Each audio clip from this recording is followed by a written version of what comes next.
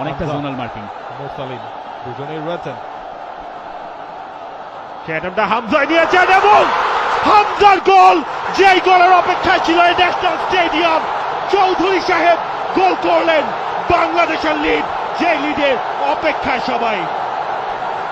Master class, sensational, brilliant, এই স্বপ্নই দেখেছে বাংলাদেশ। হামজার হুঙ্কার জাতীয় স্টেডিয়ামে ম্যাচের 13তম মিনিটে অবিশ্বাস্য এক ফ্রিকিক থেকে ওই অ্যাঙ্গেল থেকে এগিয়ে গেল Bangladesh. This is class. Hamza Chowdhury যেটা দেখিয়েছেন,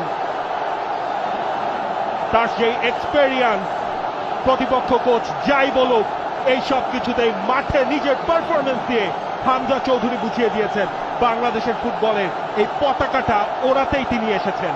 হামজা বলছিলেন তিনি লিওনেল মেসি নন, কিন্তু এই ধরনের গোল করলে তিনি কেনই বা হবেন না।